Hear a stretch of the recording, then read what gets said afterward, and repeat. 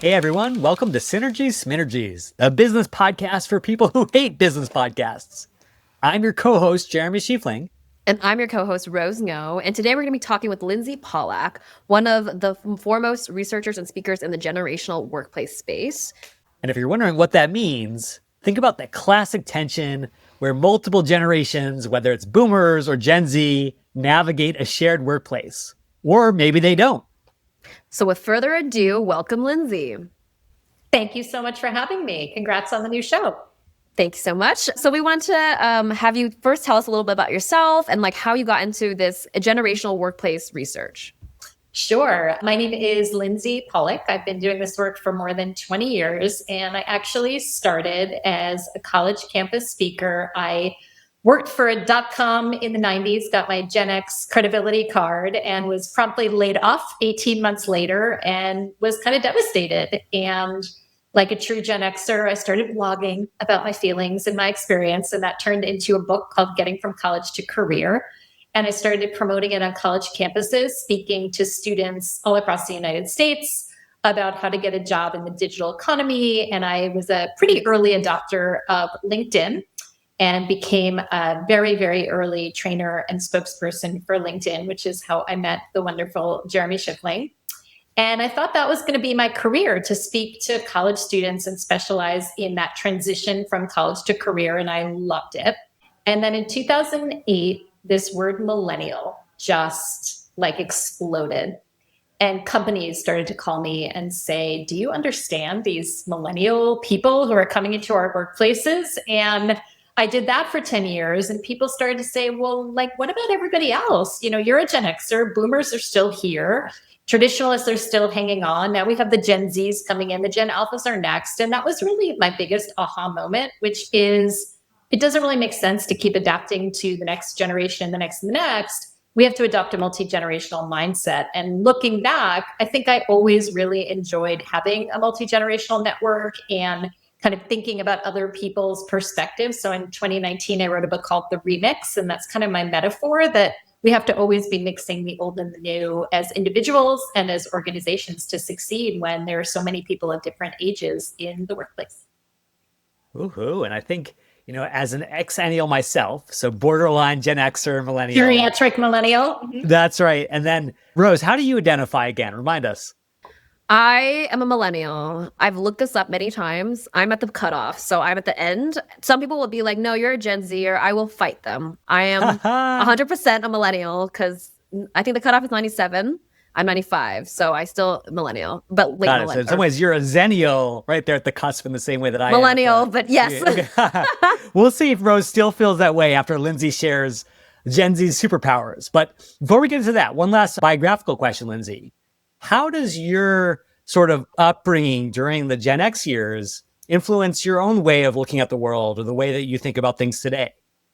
I love that question, and I think about it a lot. Why am I so interested in this? It's kind of a strange, unique perch. And I think being a Gen Xer has something to do with it. So if you look at the size of generations, boomers were enormous, the largest generation ever in the United States, and I think still will always be.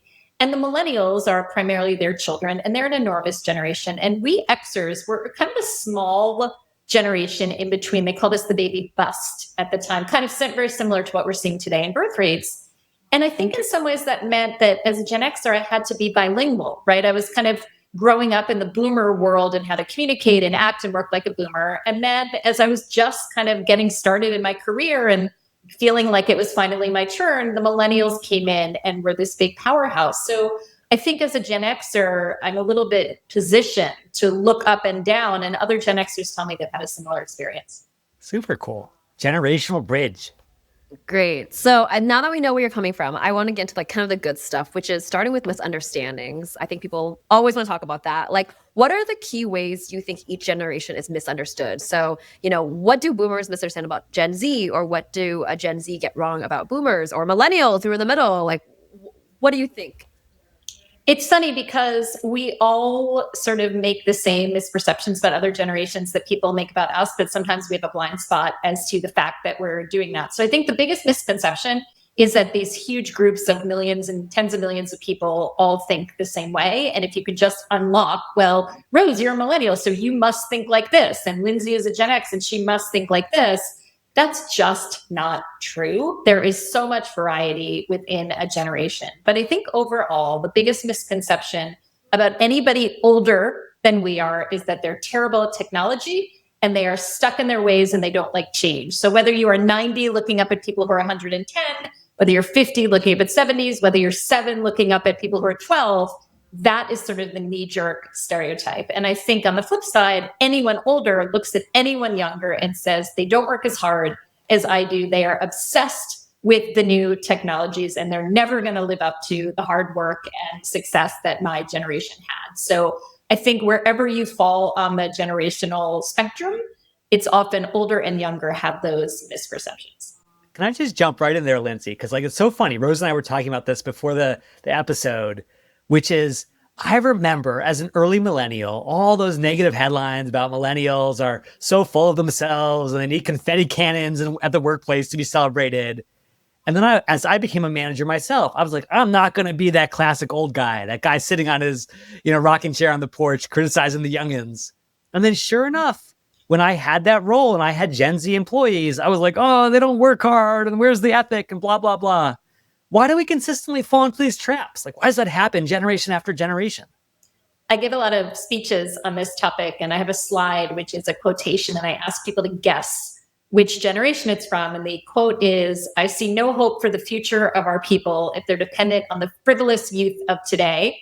And people guess Gen Z and they guess, oh my gosh, no, maybe it's the millennials. No, maybe it's the baby boomers. Oh my gosh, could it be as old as the 1920s?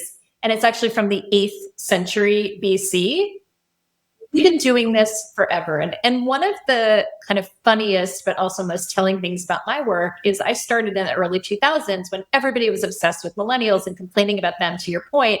Watching the millennials turn around and do this to the Gen Zs is almost astonishing, because I think there was something in me that thought, oh, they have really been through the ringer, because millennials were really the first time that we had social media and the internet to sort of amplify this generational shame that had always happened. But it was so much bigger that I couldn't believe that having gone through that, millennials would turn around and shame Gen Z. And lo and behold, they have. And I'll tell you a really quick, funny story. I have a 13-year-old daughter, and she asked me, Mom, am I a Gen Z or am I a Gen Alpha? And I said, well, you were born in 2011, and technically the cutoff for Gen Alpha is born in 2012 and later. So technically you're a Gen Z. And my daughter said, oh, thank God, I don't want to be an Alpha. And she was like, why do you already have a negative view of a generation that is basically just being born? But that is what we fall into all the time. Wow. Incredible. Okay. So we always have this sort of deficit-based mindset. Maybe as a species, we're always looking to nitpick, especially the next generation. What if we take more of an asset-based lens and say, okay, what are the superpowers that may be slightly hidden for each of these generations, but would be great to acknowledge? So just starting with Gen Z, maybe working backwards, what do you see as some of those really powerful strengths? I think the biggest strength is that we simply don't all think the same. And so if we're in a world that requires a lot of agility and creativity, it is such an enormous asset to say, wait a minute, maybe the world doesn't see things exactly the way I do, and there's another way, and that can give me more success. So I think in general, what I call the multi-generational mindset is you think differently than I do. That's an asset. If I had to go generation by generation, starting with Gen Z, I think it's the perspective of not having been through what all of us have been through and having a fresh beginner's mind. Right? So if we created all these problems in the world, they're coming in with a totally unique perspective and problem-solving set of skills that often involves technology, but not always. I think millennials are really the very first to be so hyper-attuned to the rise of the internet, but they knew the world before. And so they're kind of the last generation that remembers that entry point and has that perspective. I also think a tremendous amount of empathy of coming of age at a time when you had to have this dual identity of being in the real world and being online. And they were kind of the first adopters of that. So I think there's just a really interesting insight and tremendous empathy. I see younger millennials kind of coaching Gen Zs in a really positive way to say, I get it. And I was just there. Gen Xers, like That's I said, you, Rose. You got to Yeah. pay it forward to the next generation. But yeah, let's hear about those Gen Xers out there. Your empathy mentor. Gen Xers, I think, are the bridge, as you said. And we are the ones who say, okay, so I'm hearing you say this, and I'm hearing this side say this. Maybe there's a third way. So I think we're very good at mixing and being translators in a way, just like I like to see myself. And I think boomers have the pre-digital mindset. Traditionalists too. It's the architect who says, of course, I use design software, but let me show you what I can do with a pencil. And maybe that's something that might be valuable in this situation because it's a different way of thinking. So I think the mixing is so important because we need a broad toolkit. And if you think of each perspective as a tool rather than a judgment, you can say, we have to solve this problem. Here are 5 different approaches to how to do it. So I hope that's a helpful framing. I love that. I feel like almost every HR team or boss should have that like printed up on their cubicle walls because that's an important perspective. I agree. I also will echo with Jeremy that when all this stuff about Millennials came out, I was like, I don't believe any of this stuff. But I also became a really young manager. I think I was a manager at like 25 up until like 30. And I was that person that complained about the Gen Zers. A lot of it is just, and the funny thing is I've never complained about anyone older than me because for me, it was always having to prove that I was capable of doing that position. So I've always looked up to them, but like also there was this fine balance of, I kind of see them feeling irrelevant and I, obviously respect and understand that. And then I've also been feeling irrelevant when it comes to Gen Z sometimes, because there's things that they know that I don't know. So it is, fascinating. So given all of these superpowers that you've mentioned, what do you think explains why each generation has such problems seeing all of that? I think as humans, it's really hard to see that other people have different perspectives. So I remember, this is such a silly example, but I took a Myers-Briggs personality type indicator test, MBTI. And there was some question like, when you go on vacation, do you have an itinerary or do you just land and wing it? And I am a very organized, like type A person. And I remember thinking like, it didn't even occur to me that anyone would not have an itinerary when they travel. Like I couldn't even fathom that was possible. And that's sort of my thinking about generations that, if I sit down to do a task and I do it a certain way, it doesn't even occur to me that there might be another way to do it. And so I think it's so important to bring to any conversation, any dilemma, any challenge, any like triggering miscommunication to say, help me understand how you're seeing this situation. Because I think that we have very different perspectives here. And that starting point of curiosity, seek first to understand, then to be understood, in the words of Stephen Covey, that to me is where all of this starts, which is just acknowledging that other people see things differently than you do. It might be generational, it might not. That's awesome. So I feel like you've given us this great bird's eye view of the landscape of this generational collaboration or conflict. Let's get down into the trenches, into the cubes and the cubicles. What advice would you give maybe a millennial or Gen X manager or a Gen Z career starter in terms of how to navigate this, how to make sense of this day to day? I'm really cautious, as you probably noticed, not to say, if you work with a Gen X, treat them this way. If you work with a millennial, assume that they will say this, because there really is not any. It's like saying if you work with a woman, they're going to behave this way. If you work with a man, they're going to behave this way. So I try to avoid that. But I think that when you think about generations, I don't just think about how old you are, which is sort of our knee-jerk reaction. I think about when you first started work and what your expectations are about what that would look like. So if you're a newcomer to the workplace this year, right, in the mid-2020s, you probably expect that there will be Wi-Fi. You probably expect that you will be text messaged, that you will have instant message, that you will probably have Slack, that you will have all these different technologies available. You probably assume there will be some flexibility because we are in a post-COVID world and not everybody works in the office all of the time. You have to come in with the perspective that other people didn't start with those expectations the way that you did. And so I use that curiosity term. Everything starts, I like to talk about the 3 C's: curiosity, clarity, and connection. Curiosity is, I'm in a new world here. I'm on a different planet. How do people on this planet behave? What technology do they use? What expectations do they have? How do they dress? What hours do they come to the office? how do they speak to me? How formal or informal is their language? So you almost have to be like a detective when you come into a new environment on the more junior end to say, how do people do things around here? The second is clarity, which is don't assume that your definition of a word like capacity or early or done is the same as other people's definition, and ask, what do you mean by that? Or, how would you define that? And get very, very clear. And third is connection, which is, I don't care if you're 50 or 100 years older than I am, we're humans. And we have to build a relationship of trust, which is, hey, I'm really interested in you. I want to get to know you. We obviously both chose to work at the same organization. Let's talk about it. So I think if you have those three in combination, curiosity, clarity, connection, you get away from being adversaries and you start to say, I'd like to integrate here on this new planet and talk to you. And I think from the older perspective, it's the same as well. But I'm very mindful that younger people are coming into an environment that is usually pretty established, and they're the ones who are probably going to have a little bit more to learn. Does that make sense? That's great. No, I think that's a really healthy framework. And I know Rose has a super spicy question coming up, but I wanted to jump in real quick with a very selfish question, which is, okay, that's how you think about it. If you're in this experience day to day, managing, starting a career, what about all the helpers? I'm like you, Lindsay. I've got some Gen Alpha kids. We work with a lot of career coaches who are working with, Gen Z folks who are still coming up, getting ready for their first jobs.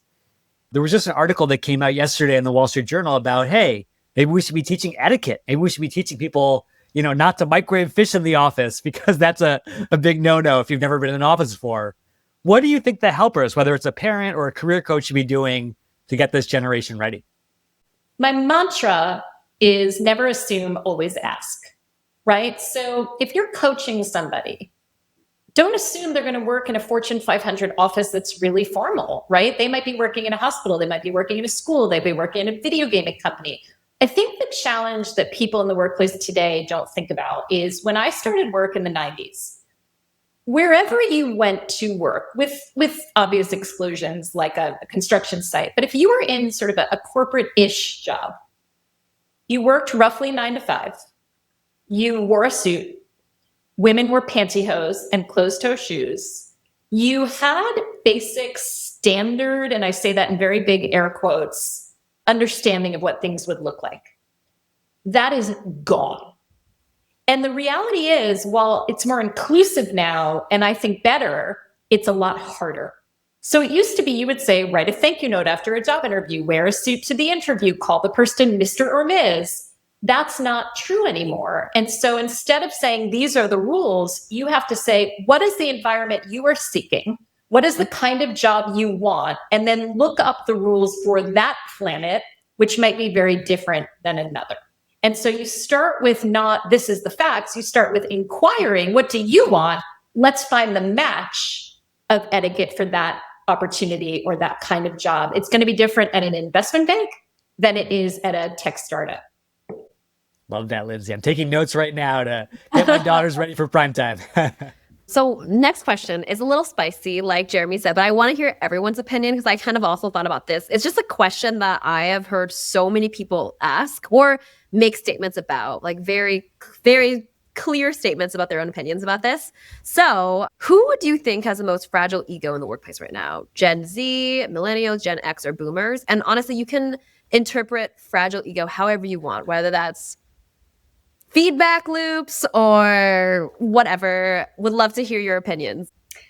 Oh gosh, you're really putting me on the spot because now this clip is gonna be out there about me. If I had to describe fragile ego, I'm always gonna go with the newest entrants because they have the least amount of experience with how different each generation is. So they're the newbies, and it's always really hard to come in thinking the workplace is going to be one way and seeing that maybe isn't the case. And I think some people would probably say boomers because some boomers don't like the change they're seeing. But the reality is when you scratch the surface with someone who's been in the workplace 30, 40, 50 years, they've seen it all. And almost nothing surprises them. And they've had their ego tramped on thousands of times. And they know that layoffs happen and recessions happen and pandemics happen and technologies change and people get demoted and laid off and all these things. And I think there is a sense when you are first entering the workplace that it's all going to go great, right? Even if AI is around and all these scary things, and you've probably come out of a successful career in college or in high school, and you've gotten the job. And sometimes it's a bit of an ego hit to realize that you don't know everything going. And I say that fully acknowledging that when I started out, I made a ton of mistakes and I was an idiot. And I messed a lot of stuff up and I thought I was better than I was. So not to criticize young people, but to say the position of being new is really hard. And sometimes you have to have a bit of humility to handle it. I'm curious what you would both say, Rose and Jeremy. Who do you think has a fragile ego? Yeah, well said, Lindsay. I was going to actually do a little mea culpa on this one. I was going to say, in my experience, it's actually us millennials. And I do think that one thing that is true, at least about the millennials that I've hung out with over the course of my career, is we are a pretty ambitious generation. Remember, we were the generation that, as Lindsay said, came of age when the internet was new and shiny before we saw these dark sides. And so I think for us, everything is like, why wouldn't we be running the world? We have all this power at our fingertips.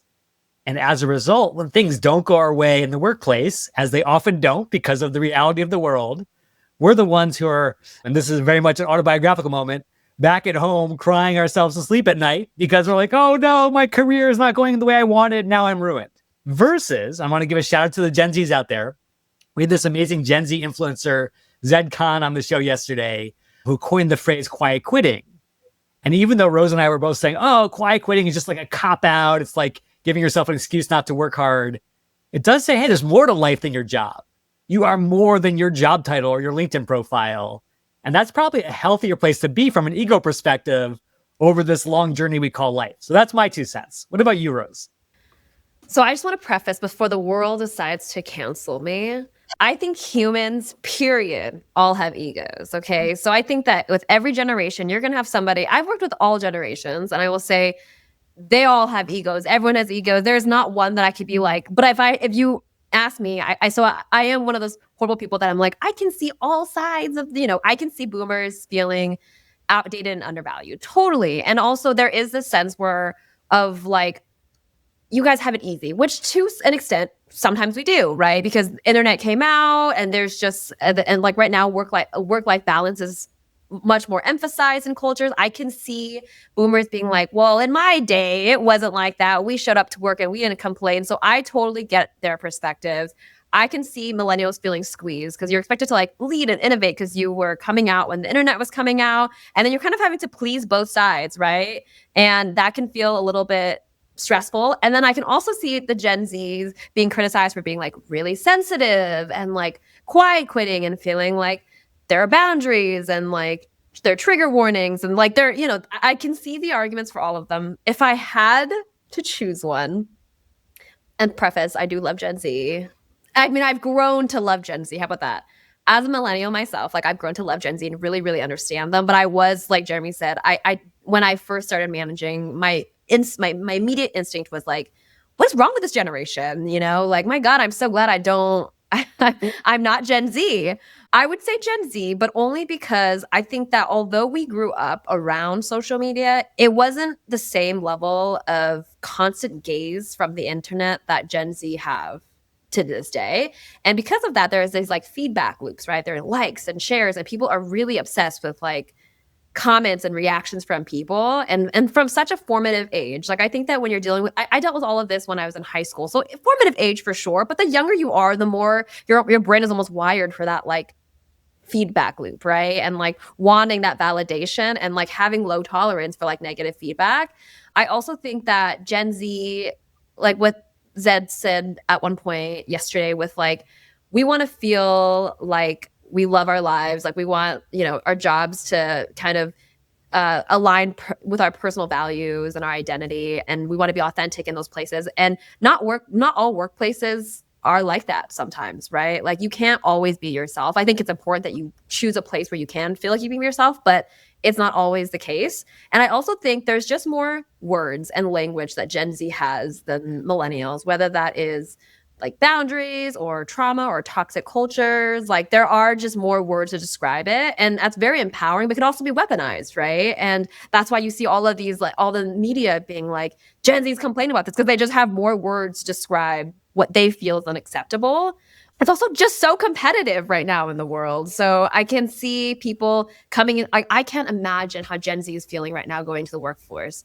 There's so many applications per job, and they're starting at the very bottom, and getting promoted is just harder. It's not the same in the old days I should say in the old days, as if I've been living for decades. But, there's just a lot more structures in place. And I think it's not the same. It's not as easy, I guess, to get promoted, I guess. But I haven't lived long enough to verify that. Well, we've got to get Lindsay's take on this. So, obviously, Zed feels very strongly about quiet quitting and representing sort of this true instinct to have that full life. What's your take, Lindsay, as a generational expert? Quiet quitting, lazy girl jobs, all these things that have been viral over the last couple of years. What do you make of that? I think they are a natural reaction to how much harder the world is today. And I feel really strongly that it is harder. Now, is it worse? Not necessarily. I mean, there were jobs I was held back from by being female, right? There were jobs I couldn't have if I wanted to be a mom. So, there's discrimination, there's a lot more exclusion. So it's not necessarily worse, but I think it's significantly harder to build a career with things changing as fast as they're changing, with this threat of AI, with, the rising cost of living, all these things. I think it is much harder. And I have a lot of empathy for that experience, that entry-level jobs are on the decline. It's harder to buy a home, the levels of debt, the cost of higher education, the globalization of jobs. I mean, all of it. It's really, really hard. And so things like quiet quitting and lazy girl jobs and, working two jobs at the same time, whatever the nickname is for that. What did we think was going to happen when we created kind of an environment? There is no safe or solid job. And I really feel strongly that the sort of recent government cuts, when even a government job isn't considered safe, I think you have to assume that people are going to do whatever they need to do to survive and thrive. Yeah, absolutely. Wow. And so I know that you're not doing so much in the career coaching space today, but if you were advising someone in Gen Z, not from the perspective of, oh, here's how you make friends in the workforce, but here's how you navigate your career through this crazy mess that we call 2025. Any advice there, Lindsay? Because I know we have a lot of those folks on the line. Yeah, I think it's about making a living. I don't think it's about finding a job. And I think it's about building your network and having lots of connections and building your skill set and staying current. And I think Silicon Valley kind of led the way. It didn't used to be that you would describe your bio as ex LinkedIn, ex Google, ex Yelp, right? But this idea of kind of building a portfolio career of what you're able to do to make a living, it's scary with things like health insurance and retirement savings to, have to do it that way. But I think people are thinking much more entrepreneurially. And that doesn't mean you shouldn't get a job at a good company, because that can be a great step. But I would just have your eyes wide open that no job is going to last forever. And you've always got to keep your network active in order to see opportunities and get them. And something I've even had to do as a Gen Xer, and certainly during COVID as a professional speaker, I had to get on the phone and hustle, right? And say, hey, I'm available. Do you have anything available? And that's a really, really scary thing to do.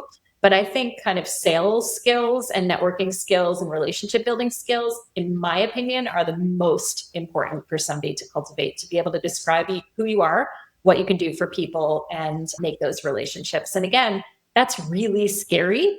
But I think that's the reality that we're in right now. And I think employers who help employees build those skills, and I did 2 courses on LinkedIn about internal mobility. And if you're a company where you're willing to let people kind of move around in jobs, a company can thrive by making lots of different opportunities available so people can have those portfolio careers even within your organization. So I think on the corporate side, all is not lost, but I think we have to think a lot more that people are more independent contractors, right? Free agent nation, like Dan Pink wrote many years ago.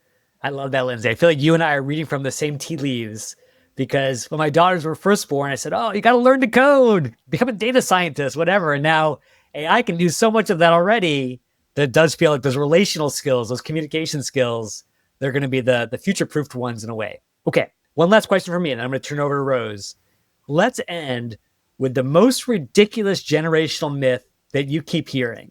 Is there a certain urban legend of generations that just won't die that you want to put to bed for good?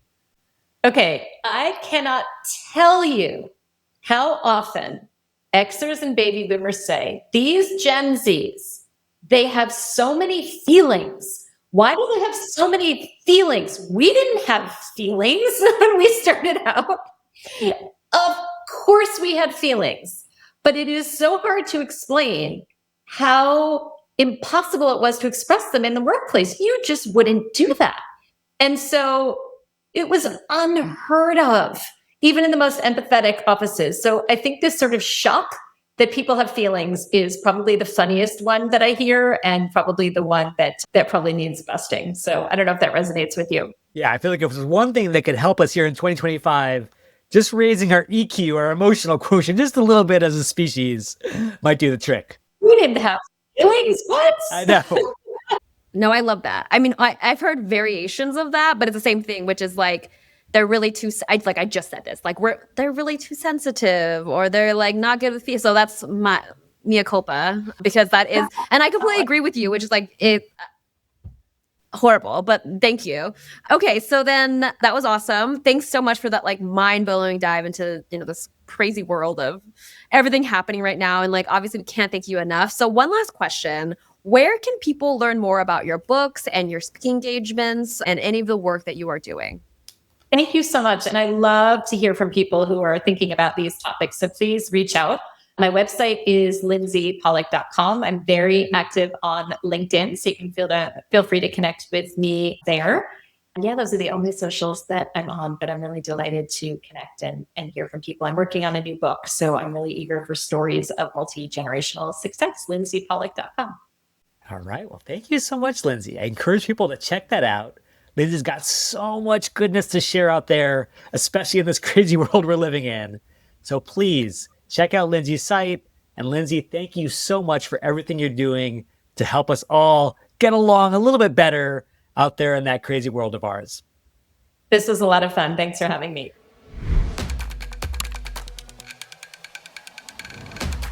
Oh, that was really cool, Rose. I was definitely coming in very excited about this topic, as you can imagine, but I'm feeling kind of blown away in terms of all this stuff to think about. So any big takeaways, Rose, from our conversation with Lindsay? Yeah, so many. I wish I wrote them down, but the issue is when I'm writing something down, I cannot actually pay attention. But yeah, so obviously, like I've mentioned before, I think a couple times during the podcast, like I'm one of those people who complain about Gen Z a lot. Not a lot, but enough for me to notice it. Like when I was a manager, once you're in the manager seat, it's really hard to not. And when I was a young manager and had to hire Gen Zs, I did have a lot of issues. And I think like any person, you take that and it's like a schema. Like you're like, okay, well, all Gen Z must be like this, just like Lindsay said. And I think it's always just easy to have, I don't say like a scapegoat, but like a label for something. Yeah. It just seems easy to be like, oh my God, all of Gen Z is like this. All of boomers is like this. Obviously, I've grown up and it's a lot easier for me not to do that. And listening to Lindsay just made me kind of realize that yes, there are a lot of generational issues at work, but also this is much bigger. It's about kind of life in general, right? Like everyone's coming in with their own traumas from that specific generation. Everyone's coming in, in different time periods with different events happening. So it's going to affect their life and their work. So this is about like, we should understand the traumas and experiences of people beyond the workplace, right? Because like, if we're not going to try, how are we going to have intergenerational friendships? And how are we going to have compassion for each other? So, I mean, that's the most fluffy thing you'll ever hear me say, Jeremy. I also wish we touched a little bit more on like age and just like how it affects the workplace. Because, I remember when I was 25 and a manager, I was trying so hard to prove myself because everyone was like, she's a youngin', like she doesn't know what she's doing.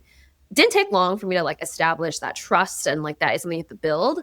And then as I'm getting older and people around me are also in their 40s and 50s, like they have this fear of like millennials and Gen Z taking over their jobs and being smarter. And so there is this worry of being replaced.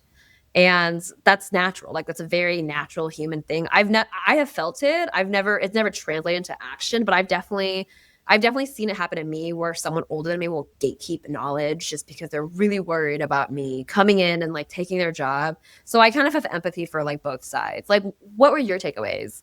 Yeah, no, I think you're so spot on there, Rose. Like ageism is for real. Every single workshop I do, someone will say, hey, how do I make sure that I actually get consideration for this job, even if I'm in my 50s or 60s?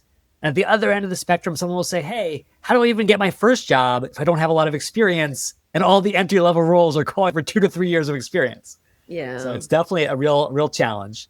That being said, I do think that you hit the nail on the head, which is that maybe the way you break through all of these conundrums, and this goes back to what Lindsay was talking about, is that empathy is the real superpower. Being able to understand someone else's journey, to understand what it feels like to be in their shoes right now, that just gives you unimaginable power to fit in, to influence others, to really make a big dent in your career and the lives of others. And so I think my final takeaway based on that is, hey, if I was in Gen Z today, I would listen to this not with anxiety about, oh no, my generation has this bad stereotype. I would see it as an opportunity. This is my chance to really stand out as the person who understands exactly what millennials and Xers care about, and then just build great relationships with my boss, with my teammates. So I'm the one Zer that everyone wants to work with. I think if you do that, you just made yourself stand out. And can I add on to something that you said? Because I think it starts with empathy. I also think that it's sometimes, like Lindsay said, it's sometimes just really hard for us to understand another perspective. And I say this because I today kind of had a work situation a couple days ago, I'll say that. But I had said something to a group of people that at work and they're all decades older than me. And I said something that I thought was perfectly kosher, fine, like wasn't rude or anything. I'm a very direct person though. So I gave feedback. It wasn't positive feedback, but it wasn't negative feedback. It was, here's my perspective. Here's what the data is showing. Therefore, I don't know if this is going to work. And I got called into a meeting and I thought, okay, this is just like a normal meeting. And someone said to me, whoa, shots were fired. And I said, oh my goodness, like, what do you mean? And I honestly wasn't playing dumb or anything. I said, please, like, let's talk about this right now. Was there a misunderstanding? And they were like, no, you were very passionate about this. And it seemed like there was shots being fired or like, and I said to them, that's not my intention. I'm so sorry if it felt that way. Like, I just really care about this thing. And, here's where I came. This is what I meant to say or, and I kind of had to explain like my interpretation of like what I said. And so I do. And like all of it's fine because in the end, once you communicate all of this stuff and you're open and upfront, it's fine. But I think it takes not being afraid to actually be okay with saying, hey, I said something. I'm not sure if you took it the wrong way. I'm not sure if it's generational difference. Again, these some of my coworkers are much older than me. So I think they're used to kind of a fluffier way of saying things that I'm not. I'm very quick to tell you exactly how I feel. Yeah, no, that's such a great point, which is that I think as Lindsay pointed out, there's going to be conflict, there's going to be inevitable tensions, but it's how you resolve those conflicts, how you understand others that ultimately drives your success in this context. So with that said, those are our hot takes. Now we want to hear from you, dear listeners. Come to the comments. Let us know what you think about all of this generational tension in the workplace. And then be sure to subscribe and like so you can hear our very next episode. With that said, thanks so much for listening and have a great week out there.